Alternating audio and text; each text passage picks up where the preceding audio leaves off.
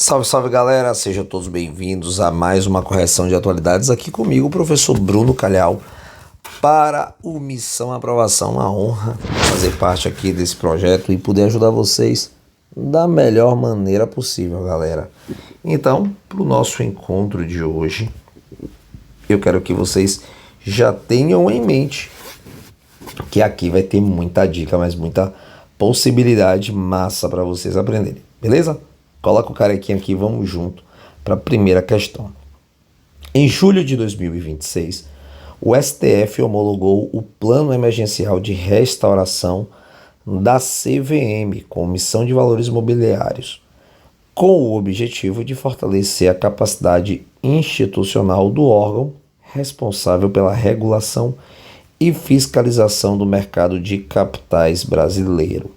Sobre essa decisão, assinale a alternativa correta. A homologação do plano determinou a extinção da CVM. Falso. A CVM ela não foi extinta e nem deverá ser extinta. O plano homologado prevê medidas como a recomposição gradual do quadro de servidores, o fortalecimento da estrutura técnica e a modernização tecnológica da CVM para ampliar sua capacidade de supervisão e fiscalização. A letra B, de fato, merece um pontinho. A decisão do STF retirou da CVM a competência para fiscalizar o mercado de capitais, atribuindo essa função exclusivamente ao Conselho Monetário Nacional. Não, ele não retirou absolutamente nada da CVM. O plano de reestruturação teve como principal finalidade reduzir a fiscalização. Não é reduzir a fiscalização, é reduzir os custos.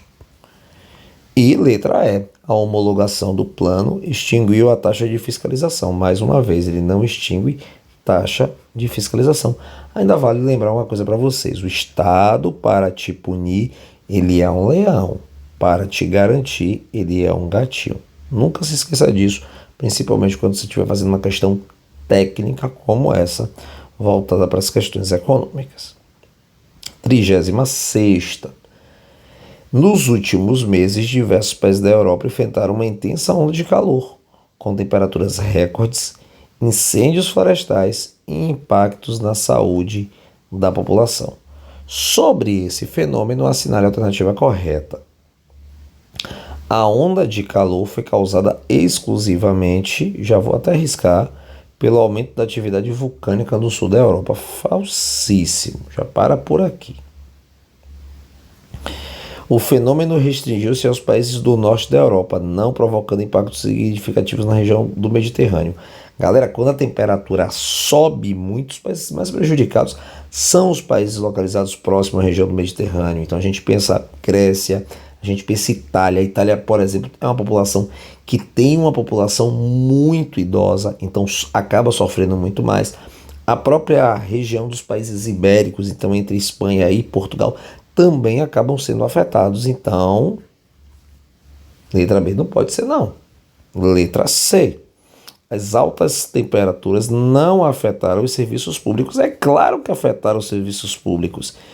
E limitando seus efeitos ao setor agrícola. Não limitou ao setor agrícola de jeito nenhum. Então, falso também a letra C. Entre os principais fatores associados à intensificação de ondas de calor na Europa estão as mudanças climáticas, que contribuíram para o aumento da frequência e da intensidade de eventos climáticos extremos, além de favorecer incêndios florestais, estiagens e risco à saúde da população. Merece um ponto. Letra E. As ondas de calor representam fenômenos inéditos no continente europeu. Falso. E não possui registro histórico. Claro que possui registro histórico anterior. Até porque o aquecimento, o próprio efeito de estufa, são efeitos naturais que podem ser potencializados pelos homens. Beleza? Então, aqui já foram duas. Vamos bater esse papo e garantir. Vamos lá.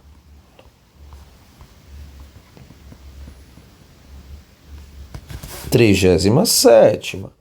Em 2026, o governo dos Estados Unidos oficializou a classificação das facções criminosas PCC e CV como organizações terroristas estrangeiras. A medida gerou debates diplomáticos, jurídicos e econômicos entre autoridades brasileiras e norte-americanas. Sobre esse contexto, assinale a alternativa correta. A legislação brasileira já reconhecia oficialmente PCC e CB como grupo terrorista. Não, grupo narcotraficante. O governo brasileiro apoiou integralmente. Não, o governo brasileiro não apoiou integralmente. Entre as preocupações levantadas por autoridades brasileiras estava a possibilidade de ampliação de sanções econômicas e de ações unilaterais dos Estados Unidos sobre o argumento de combate ao terrorismo. Empresas de fachada estão com medo disso, mas eles não vão ter coragem de falar a respeito e talvez nem a mídia por lá vá também. Letra D. A classificação das facções como terrorista ocorreu exclusivamente por conta de ataques religiosos. Não, porque está levando a um número cada vez maior de estadunidenses a uma condição de miserabilidade por conta do vício. A medida adotada pelos Estados Unidos restringiu-se ao congelamento de bens pessoais dos líderes das facções, sem efeito sobre a cooperação internacional. Com efeito sobre a cooperação internacional. Então, gabarito sem medo de ser feliz, Charlie. 38ª. O funeral do líder iraniano ganhou repercussão internacional devido à importância política e religiosa do cargo ocupado dentro da estrutura da República Islâmica do Irã. Sobre esse acontecimento e seu significado, assinale a alternativa correta. Lembrando, galera, que o nome desse homem que morreu chama-se Ali Khamenei, chefe supremo da República Teocrática do Islã. O Islã é uma teocracia onde o líder ele se apresenta como um enviado de Deus para a Terra. É esse nível de situação em que os iranianos são colocados a posto, só para você ter noção, beleza? Então vamos lá. O funeral do líder iraniano representou uma cerimônia de grande importância simbólica, envolvendo aspectos religiosos, culturais, políticos, mas não significa por si só uma mudança automática no sistema de governo do país. Isso aqui com certeza vai ser o gabarito, viu, galera? Vou botar um pontinho só para manter aquele padrão que letra A gente coloca o ponto, mas já fique claro para vocês, até porque é uma parada que eu acabo estudando muito acima do normal. Saiu o Ali Khamenei e quem está no lugar de Ali Khamenei é seu próprio filho, ou seja, nada alterou. O regime iraniano está sofrendo baixas, está sofrendo com os ataques estadunidenses e israelenses? Sim, mas ainda precisa de muito mais para que a gente perceba a redução desse quadro teocrático. A morte do líder supremo iraniano provocou o fim imediato da República. Bem que eu queria dizer isso para vocês, acho que ia ter muita gente feliz com o fim da República Iraniana, a começar pelas mulheres iranianas, que inclusive no mês passado uma cantora, só por mostrar o seu rosto, foi morta pela teocracia iraniana. Letra C. O funeral teve apenas caráter militar, sem relação com a tradição religiosa e com a organização política iraniana. Ela teve caráter militar com relação à tradição religiosa e também política do país. O evento resultou na retirada definitiva do Irã dos conflitos e tensões internacionais envolvendo países como os Estados Unidos e Israel. Não teve retirada e muito menos definitiva. A situação está cada dia mais grave entre eles. Lembrando só de uma coisa para vocês ficarem espertos. Fiquem atentos o tempo inteiro sobre Estreito de Hormuz, porque isso pode fazer o petróleo ir muito alto. Lembrando que nesse momento a guerra sendo esperada, não muito grave e também não muito tranquila, aquele momento sempre de instabilidade, mantém o preço do petróleo ali na casa dos $80, que seria um preço bastante aceitável para o cenário, até porque no início da guerra ele chegou a bater $120. A sucessão do líder iraniano ocorre automaticamente, sem participação de instituições políticas e religiosas previstas na Constituição do país. Se a Constituição do país fosse respeitada, era uma coisa boa, né? Mas não é. Então, gabarito, letra A. No mês de junho de 2026, um forte terremoto atingiu um país sul-americano, provocando danos estruturais, vítimas e mobilização de equipes de emergência. A gente está chamando atenção para a Venezuela, tá, galera? O evento chamou atenção para a dinâmica tectônica da região e para os impactos sociais causados pelos fenômenos naturais. O país afetado pelo terremoto foi risca Colômbia, risca Chile, risca Argentina, risca Brasil. Lembrando que o Brasil está em cima de uma placa tectônica, ou seja, a probabilidade de um abalo sísmico na proporção da Venezuela é muito próxima de zero. A gente vai ter tremores? Sim, mas a gente vai ter tremor aí de 5.9, 6.1, 6.3, ali já é muito alto, inclusive para os padrões do Brasil, principalmente ali na região do Recôncavo Baiano. Recôncavo Baiano a gente pode ter alguma movimentação, mas um abalo sísmico não. Então o país atingido foi a Venezuela, que é o nosso gabarito, atingido por fortes abalos sísmicos associados à movimentação tectônica entre as placas sul-americana e do Caribe. Só deixar uma dica para vocês aqui, para vocês não passarem desapercebidos nessa questão de jeito nenhum. Quando eu penso em Venezuela, galera, tem que lembrar que a Venezuela em 2025 foi o país que mais perdeu habitantes no ritmo dos refugiados. Então, assim, nenhum país do mundo teve uma crise de refugiados tão grave quanto a Venezuela em 2025. Se a gente analisar o século XX, o país com o maior número de refugiados ainda é a Síria. A gente está falando de 15,7 milhões de refugiados sírios. E esse número, obviamente, tende a aumentar. Ano passado, quando a gente terminou 2025 e aí faz os balanços em 2026, saiu o dado de que na Venezuela a gente já tem 8,1 milhões de pessoas em situação de refúgio fugindo da Venezuela. E agora, por conta do terremoto, o número de pessoas refugiadas tendem a aumentar assustadoramente. Fiquem atentos, porque isso não vai ser apenas um caso de atualidades, mas vai ser um caso de vivência mesmo. A gente notar cada vez mais a presença de venezuelanos nas ruas de Salvador, nas ruas de Feira de Santana e nos grandes centros econômicos que a gente acabe frequentando, beleza? Então é uma possibilidade para que vocês fiquem de fato bastante atentos para a hora do vamos ver. Questão de número 40.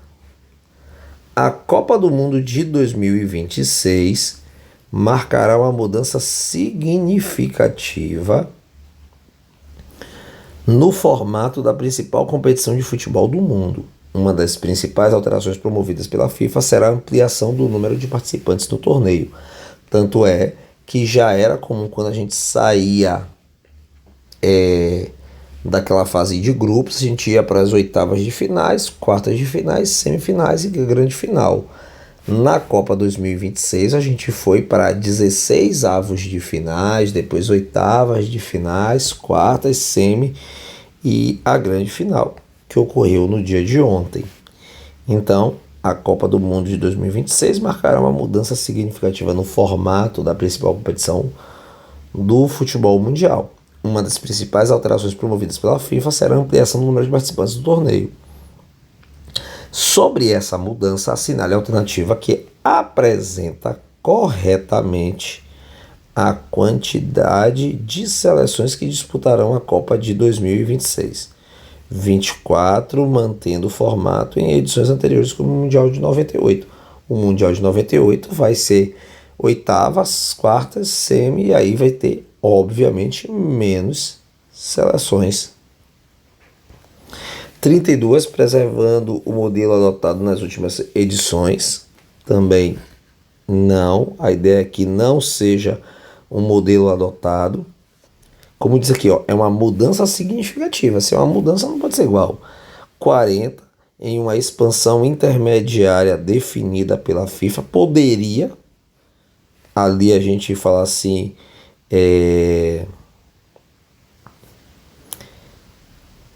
pode ser a letra C, mas teria um único erro, que ela não foi uma expansão intermediária definida pela FIFA.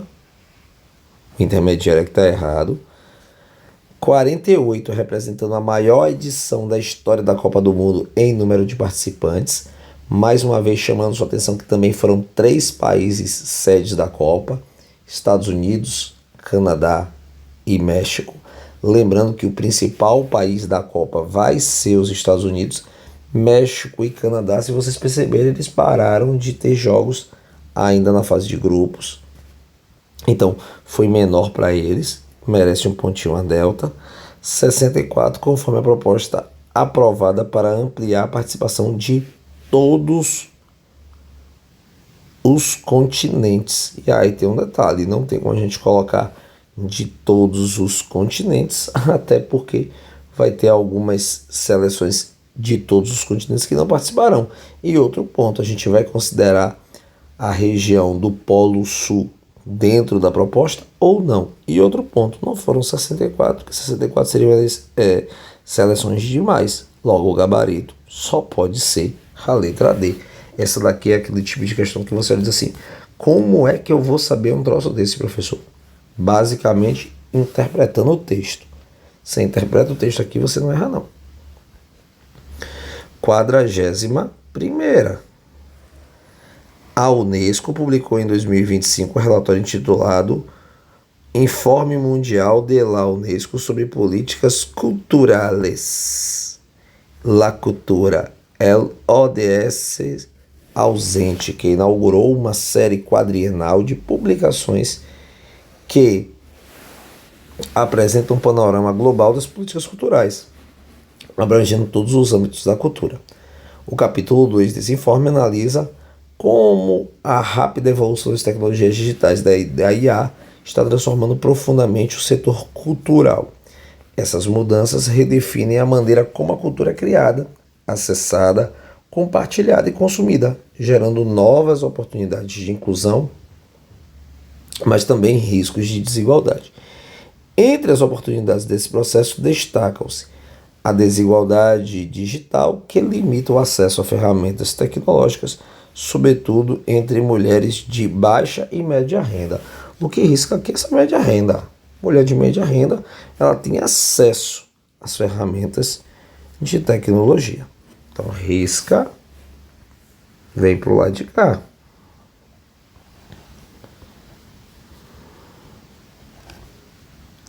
As preocupações com os direitos autorais, remuneração justa e propriedade intelectual diante do uso de obras humanas para treinar sistemas de IA. Aí vem aquela questão: eu estou preocupado em garantir remuneração justa, propriedade intelectual diante das obras humanas para treinar IAs. O problema é que a IA ela não vai garantir, por exemplo, a propriedade intelectual. A IA ela não vai ter, por exemplo, uma remuneração. Mas eu vou pagar como para a IA? Isso aqui é algo bem disruptivo, galera. Até porque quando a gente fala de startup, é de fato uma empresa disruptiva por essência. A possível perda de emprego e homogeneização cultural. Primeiro que não tem como a gente garantir a homogeneização cultural não, galera. A gente vive em um espaço tão cosmopolita que essa homogeneização cultural ela é praticamente impossível. A diminuição da criatividade e da participação cultural, substituídas por ferramentas de IA, plataformas digitais e redes sociais. Primeiro, a ferramenta de IA ela só funciona diante da nossa criatividade. Sem a nossa criatividade, a gente pode fazer um monte de pergunta para a IA e ser uma bobagem. Ao mesmo tempo, a gente pode colocar a IA para ir para outros níveis. Eu falo direto, eu uso bastante IA, gosto da IA, sei de alguns riscos da IA, mas eu entendo que a IA ela pode levar a gente para outro patamar de melhorias enquanto seres humanos, e isso vai ser uma maravilha. E aí vem a última, o uso da IA generativa para digitalizar, proteger e facilitar o acesso ao patrimônio cultural. Vou dar um exemplo vivido, tá, galera? Isso aqui foi muito bom. Com a questão dessa caiu no meu colo. Eu pesquisei ao longo da graduação e depois ao longo da pós-graduação documentos que falavam de tráfico internacional de mulheres. Então eu tinha que ir para o Arquivo Público do Estado da Bahia. E dentro do arquivo público a gente não podia ligar a luz, porque se a gente ligasse a luz, incendiava todo o arquivo público do Estado. Só que, por exemplo, chegou uma época em que eu já tinha catalogado praticamente tudo o que tinha disponível no acervo sobre a pesquisa, e aí me falaram que eu conseguiria outras possibilidades e outros acervos na Biblioteca dos Barris. Quando eu cheguei na Biblioteca dos Barris, estava tudo digitalizado, estava tudo protegido, e isso facilitou absurdamente o acesso. Se eu uso uma IA generativa, isso vai potencializar de uma maneira absurda. Então, para a gente vai ser uma maravilha o uso da IA como uma forma de digitalizar e proteger. Até porque boa parte desses documentos, se a gente toca, ele parte na nossa mão. Então, de fato, precisa ter um cuidado bastante assertivo. Por isso, o gabarito é a letra E. E a nossa última questão, 42ª, batendo um papo sobre os BRICS. Entre os dias 6 e 7 de julho de 2025, o Rio de Janeiro sediou a 17ª Cúpula Anual dos BRICS. Esse acrônimo da língua inglesa designa, vamos lá, o que significa BRICS? Maravilha, questão tranquilíssima também. Uma organização internacional que tem objetivos de manutenção da paz e segurança internacional,